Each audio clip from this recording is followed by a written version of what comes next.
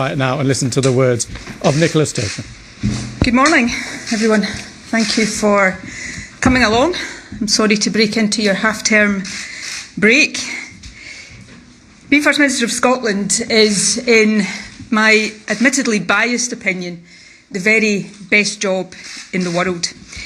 It is a privilege beyond measure, one that has sustained and inspired me in good times and through the toughest hours of my toughest days. I am proud to stand here as the first female and longest serving incumbent of this office.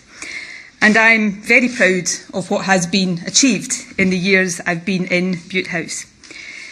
However, since my very first moments in the job, I have believed that part of serving well would be to know, almost instinctively, when the time is right to make way for someone else. And when that time came, to have the courage to do so, even if to many across the country and in my party it might feel too soon. In my head and in my heart, I know that time is now, that it is right for me, for my party and for the country. And so today I am announcing my intention to step down as First Minister and leader of my party. I have asked the National Secretary of the SNP to begin the process of electing a new party leader, and I will remain in office until my successor is elected. I know there will be some across the country who feel upset by this decision and by the fact I am taking it now. Of course, for balance, there will be others who will, how should I put this, cope with the news just fine. Such is the beauty of democracy. But to those who do feel shocked, disappointed, perhaps even a bit angry with me, please know that while hard, and be in no doubt, this is really hard for me, my decision comes from a place of duty and of love.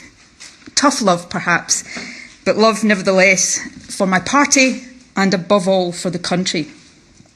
Let me set out as best as I can my reasons. First, though I know it will be tempting to see it as such, this decision is not a reaction to short-term pressures. Of course, there are difficult issues confronting the government just now, but when is that ever not the case? I have spent almost 3 decades in frontline politics, a decade and a half on the top or second top rung of government. When it comes to navigating choppy waters, resolving seemingly intractable issues, or soldiering on when walking away would be the simpler option, I have plenty of experience to draw on. So if this was just a question of my ability or my resilience to get through the latest period of pressure, I wouldn't be standing here today. But it's not. This decision comes from a deeper and longer term assessment.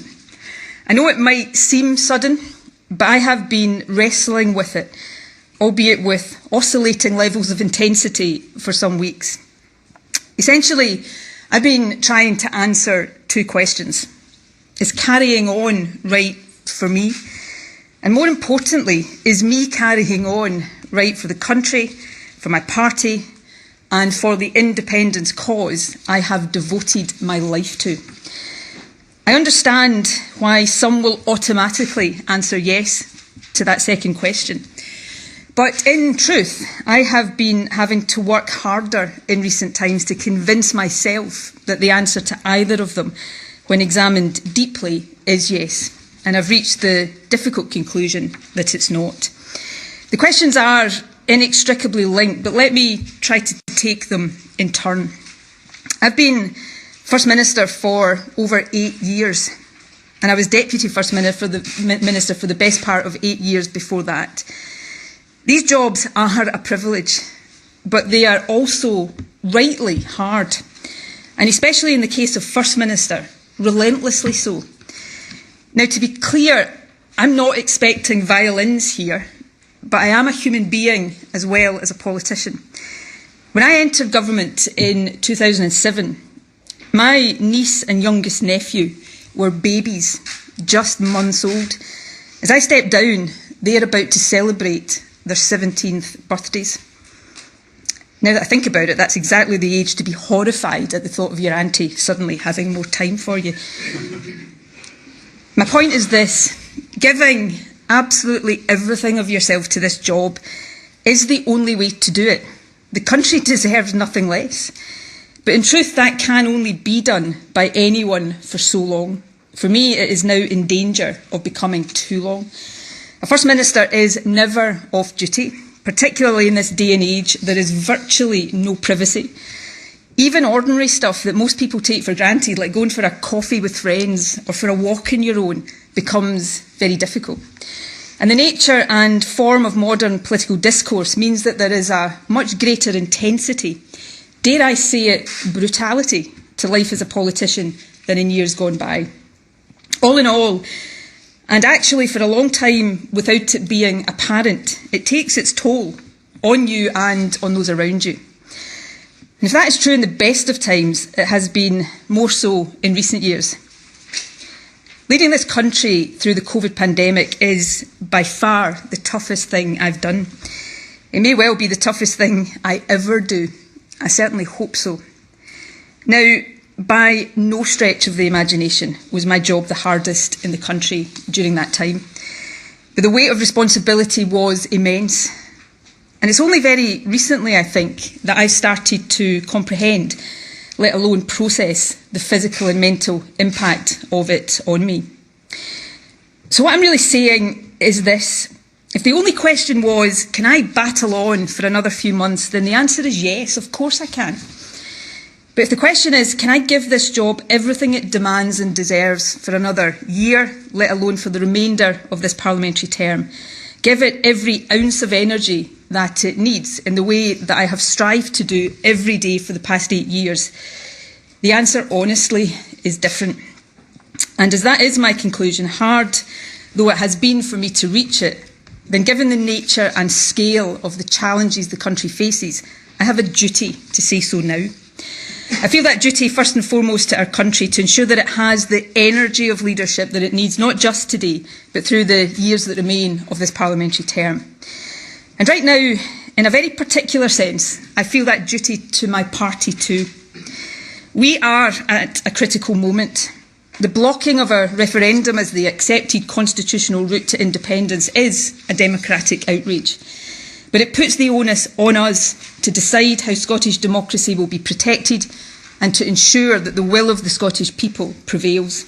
My preference of using the next Westminster election as a de facto referendum is well known. I've never pretended it is perfect, no second best option ever is, nor that there are no alternatives.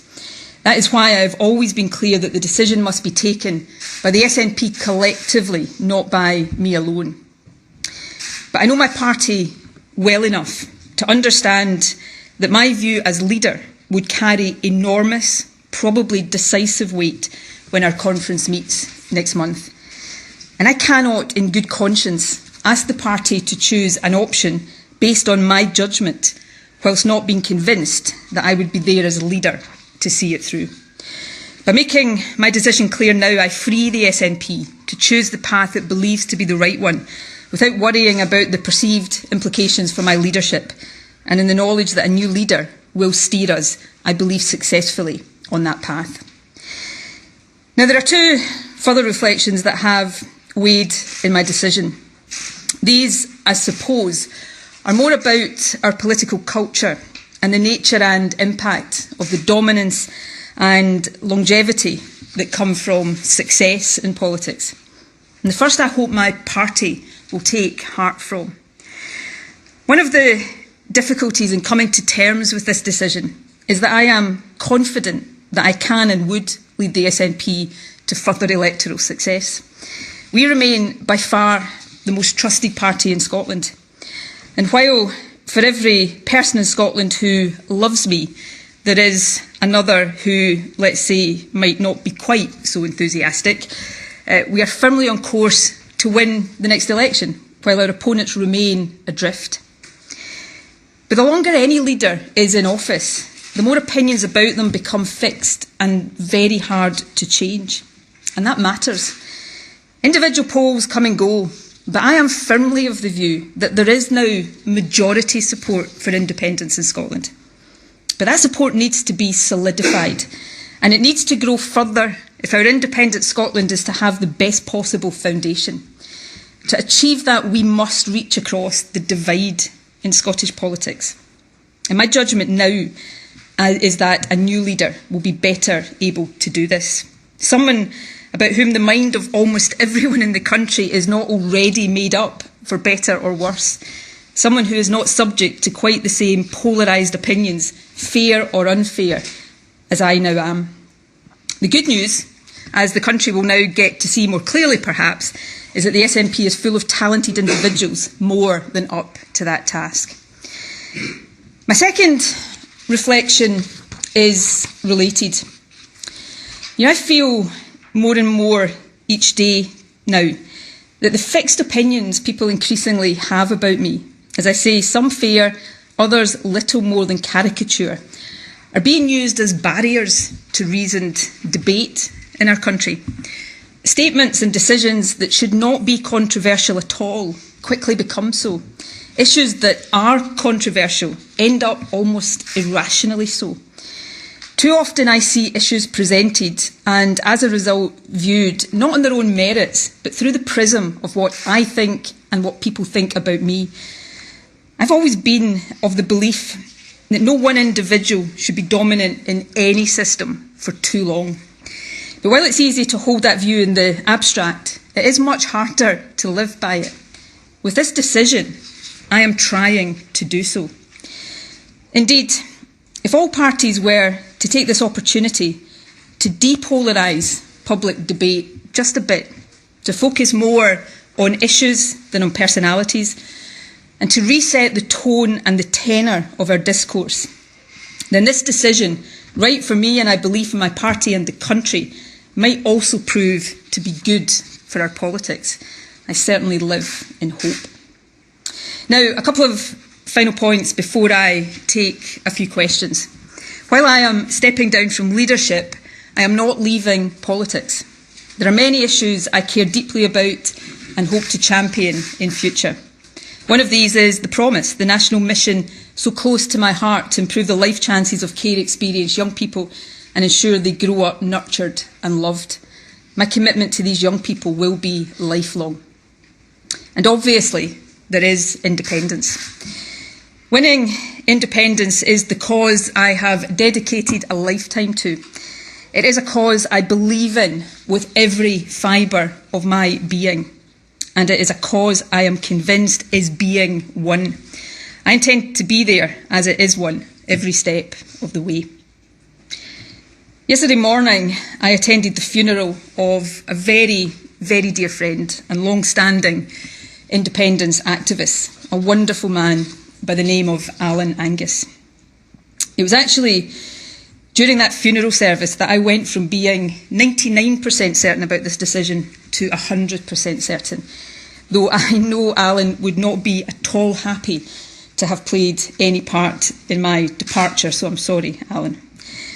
But his funeral reminded me that the cause of independence is so much bigger than any one individual, that all of us who believe in it contribute in different ways at different stages of our lives. Since I was 16, I have contributed as an activist, a campaigner and a leader. And so now, as we look to what I firmly believe is the final stage in Scotland's journey to independence, albeit a hard one, I hope to use all the experience and perspective I've gathered over these years to help get us there.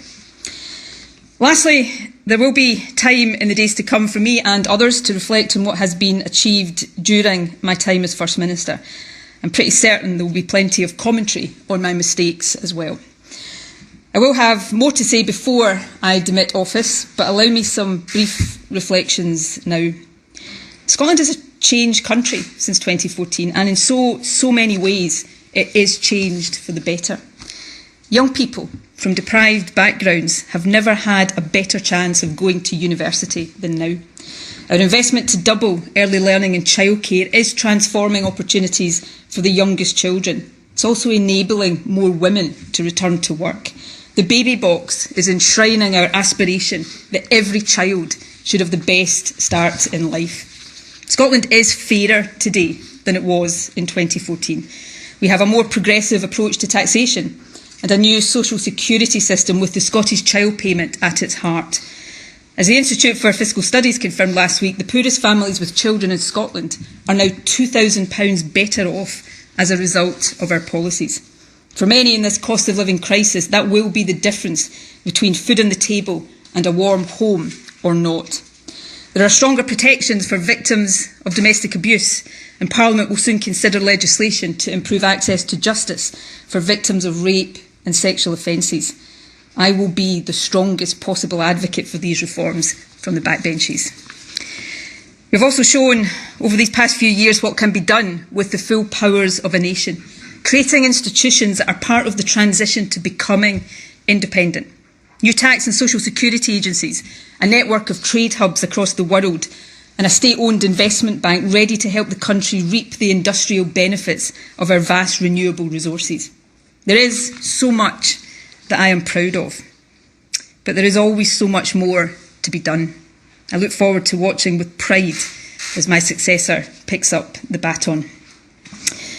There will also be time in the days to come for me to say thank you to a very, very long list of people without whom I would not have lasted a single day in this job, let alone 8 years. I won't do so today. I might inadvertently forget someone or perhaps more likely start to cry. But there are a couple of exceptions. Firstly, my husband and family. Few people understand the price families of politicians pay for the jobs we choose to do. Mine have been my rock throughout. And of course, the SNP. Since I was 16 years old, you have been my extended family. Thank you for the honour of being your leader. And it seems to me that 8 emphatic election victories in 8 years ain't a bad record together. Finally, and above all, the people of this beautiful, talented, diverse, at times disputatious, but always wonderful country. We faced the toughest of times together. I did everything I could to guide us through that time, often from my very familiar podium in St Andrew's House. And in return, I was sustained through that period by a wave of support from you that I will remember and value for the rest of my life. So to the people of Scotland, to all of the people of Scotland, whether you voted for me or not, please know that being your First Minister has been the privilege of my life. Nothing, absolutely nothing I do in future will ever come anywhere close. Thank you from the very bottom of my heart. And with that, I will take a few questions. If you forgive me, I'm not going to do my usual and go round absolutely every journalist in the room. There will be time over the next few weeks, I'm sure, for you all to ask me questions, but I'll take a few questions for now, and I'll start with Glenn Campbell from the BBC. First Minister, if you can't lead Scotland to independence, First Minister, if you can't lead Scotland to independence, who, if anyone, can? And what is the timetable now for your replacement? And on a slightly lighter note, do you now owe Douglas Ross £100 as a result of a bet? I think it was 50, so if he's already inflated it to 100, we may have words there. I will let Mr Ross have the bet. My party will keep winning the elections.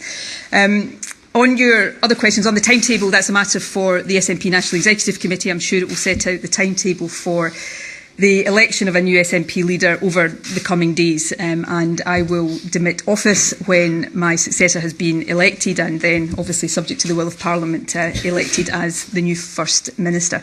And this is a question that no matter how many times you ask it of me over the next few weeks, no matter how many inventive ways you find of asking it, I am not going to say who my preference will be to succeed me. What I do know is that the SNP is awash with talented individuals. One of the things that I've often reflected on is that when a political party, any political party in any country, has very dominant individuals, others, through no at fault of the dominant individual, I should say, and not sometimes for the want of trying, often others become a bit eclipsed there. So what I'm looking forward to, and I think the country will enjoy over these next few weeks, is seeing that talent and seeing the array of talent. I believe I have led this country closer to independence.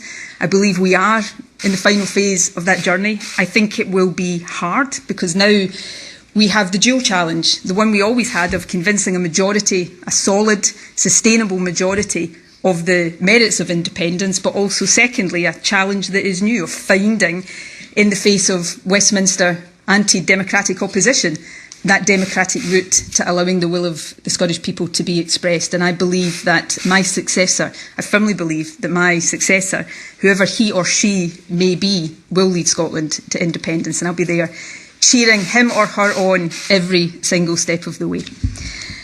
Conor Gillis from Sky. Thanks, First Minister. You say that you've been wrestling with this decision for a number of weeks now, and it's not in reaction to some issues over the last couple of weeks, couple of months. Do you believe, though, that the issues, and particularly the row around transgender prisoners, was the straw that broke the camel's back here? And second of all, has it been a failure of your leadership not to have delivered independence, since that was your sort of founding mission back in 2014? I'll leave other people to be the judge of my leadership. It's probably a bit invidious beyond saying what I'm proud of, and taking this country ever closer to independence is one of those things. It's a bit invidious for me to cast that judgment. No, that issue wasn't the final straw. Look, I'm long enough in the tooth. I've been in politics, as all of you know, for a long, long time. I'm not going to stand here and insult your intelligence and say that I live in a world that is divorced from the realities of what is going on around me. But it's not the case that this decision is because of short-term issues. I've faced more short-term issues from time to time over my years in politics than I care to remember. And if it was just that, I wouldn't be standing here today. What I would say, though, is this, and I did allude to this in my remarks. I suppose when I look at some of the issues that are being hotly debated in Scotland right now, one of the things that I do regret, I suppose, is not being able to bring a more rational approach to these debates. And I think that goes back to some of what I said earlier. These debates, some of them, one in particular right now, is obviously controversial in its own right. But I think layered on to the top of that, there has been people's views about me, about independence, and suddenly debates that should be rational, and that we should be capable as a country of having rationally become something very different. I will always be a voice for inclusion, for quality, equality, for human rights and dignity. I have been, am and will always be a feminist. I will fight for women's rights, and I will stand up against threats to women's rights every day that I have breath in my body. But I'll also stand up for any stigmatised, discriminated against, marginalised and vulnerable group in society. And I believe, and call me, an optimist. Not many people call me an optimist, but I am at heart an optimist. I believe these things can and must, in any progressive, liberal, inclusive society, find ways of coexisting. And whatever role I play in politics in the future, I will always seek to do everything I can to turn that into a reality. Colin Mackay. How have you gone from having plenty in the tank 3 weeks ago to an empty tank today? What is it that's changed over the last few weeks? You've mentioned some things. The only thing you didn't mention is the police inquiry into the party's finances. Look, these things are not the reason I'm standing here today. These are not factors, nor will my decision today affect these things, and all of these things will take their course. I said something in my remarks that I appreciate will divide opinion in Scotland. I'm a human being, and every human being every day wrestles with a whole load of conflicting emotions. And over the last number of weeks, probably since around the turn of the year, I've been struggling with just that. I get up in the morning and I tell myself, and usually I convince myself, that I've got what it takes to keep going and keep going and keep going. But then I realise that's maybe not as true. And you go through a process of just deciding where it is in that decision you're going to fall. And that's the decision I've come to today. I could go on for another few months. I don't know, 6 months, a year maybe.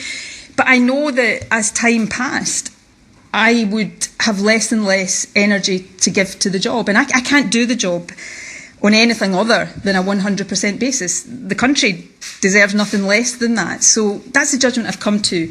If that's my feeling, that I'm going to get in a relatively short space of time to where I am today, then I owe it to the country to say it now so that that new leadership can be in place. And as I said, in relation to my party, I don't want to stand at a special conference, a month or so from now, and ask my party to take my judgment, opt for a path, knowing that I have doubts about my ability to see it through as leader.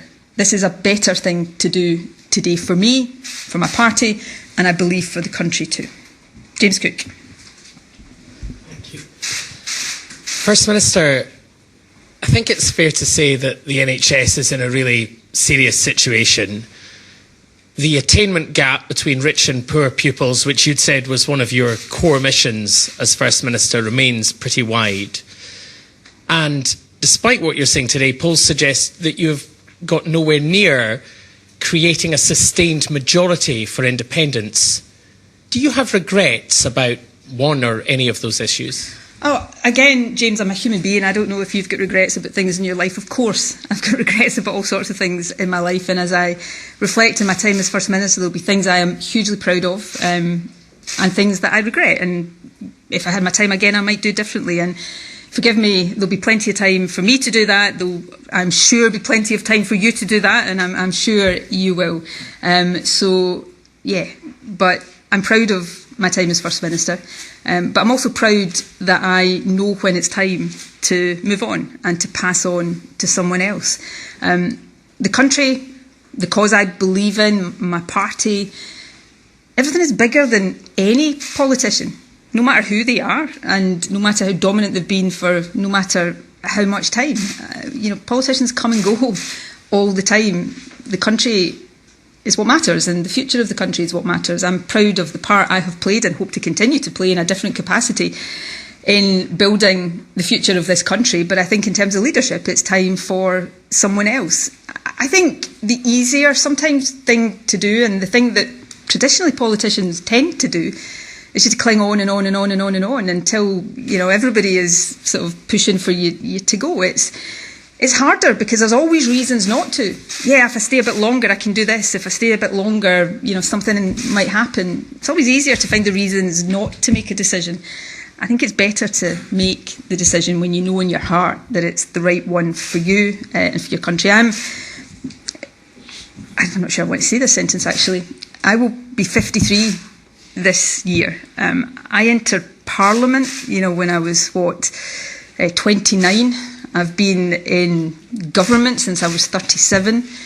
I have literally done this in one capacity or another for all of my life. I've been Nicola Sturgeon, the politician, for all of my life. It's been a privilege. I have done things, met people, gone places, had experiences that I would never have done. I have a depth of gratitude to the party that I lead, to the country that I serve, that I can never find the words to express.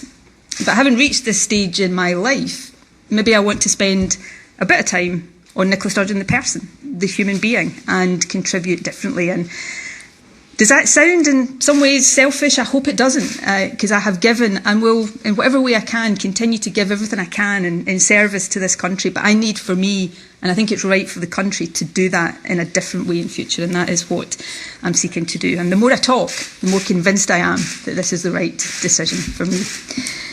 I'll take Louise Scott from ITV. I'm going to end up doing what I said I wouldn't do. I'm not going to do that. Louise. First Minister, we've heard rumblings of divisions within the party in recent weeks, particularly around certain issues. Ultimately, did you lose trust in your leadership from certain key members of your party? I think you'd have to ask individuals to give their views on my leadership. I think any objective analysis would suggest that that's not true. I enjoy the risk of sounding immodest here, which, as you know, I never like to do. But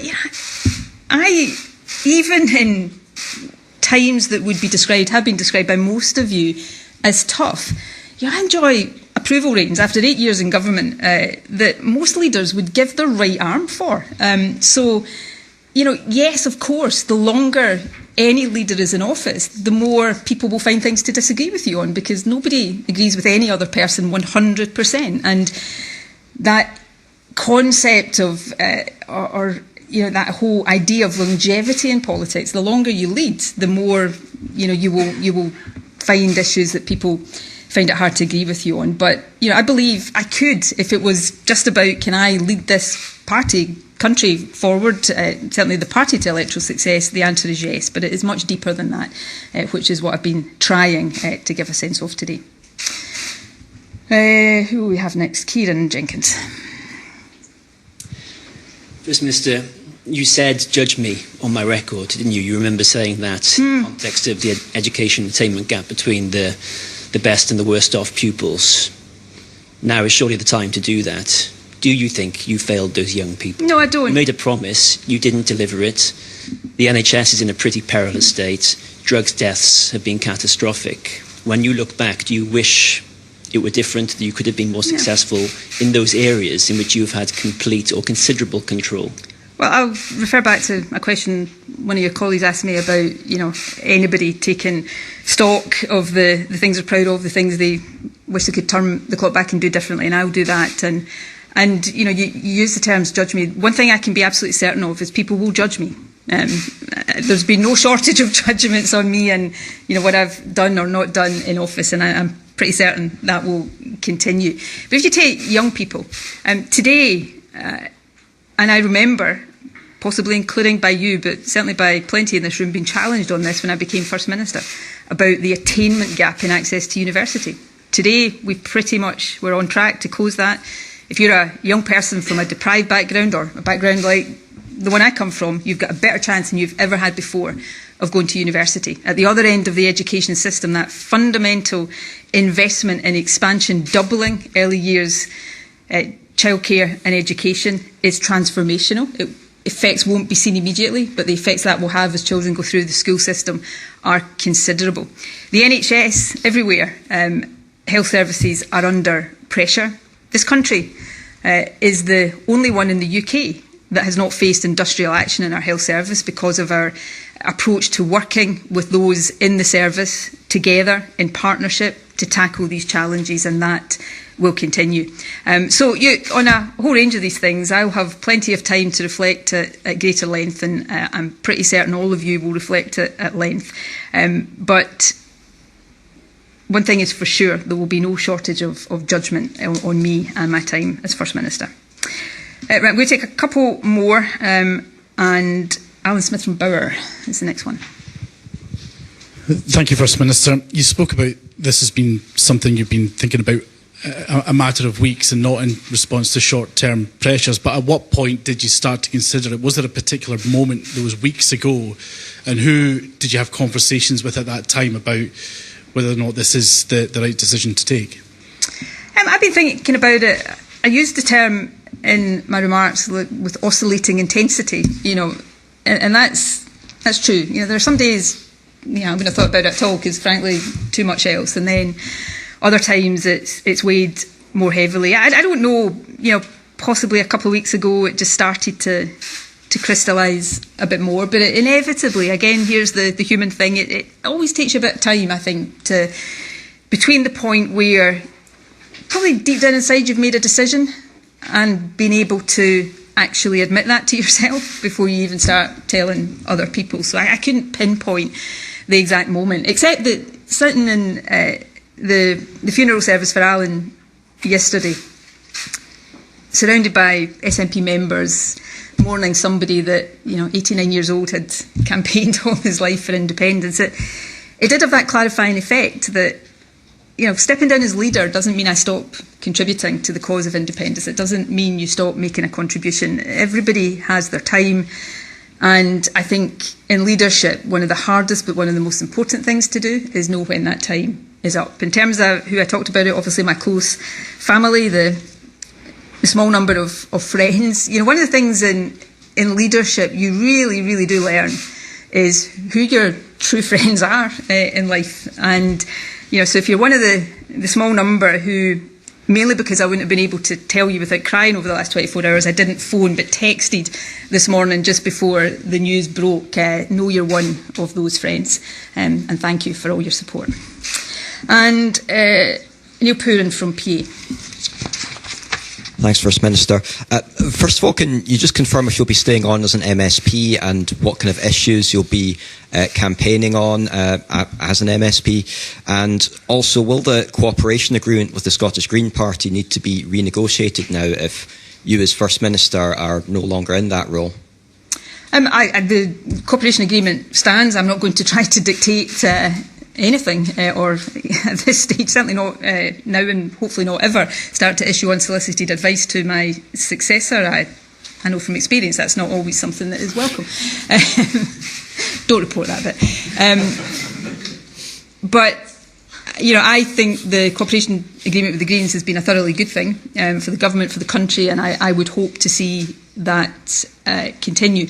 Your first question, which yes, I do intend to remain in Parliament. I hope to stay in Parliament I intend to stay in Parliament till certainly the next election, and like all MSPs, take a decision about beyond that nearer the time of the next election. The other body or people, I suppose, that I want to thank, and was hesitant in doing it today in case I started to cry, are my constituents who have supported me through thick and thin, put their trust in me time and again. My constituency party, what was Glasgow Govan, now Glasgow Southside, that have literally been by my side since 1995, and I look forward to continuing to serve my constituency to the best of my ability. I've given some indication of the kind of issues I'll want to be a voice on.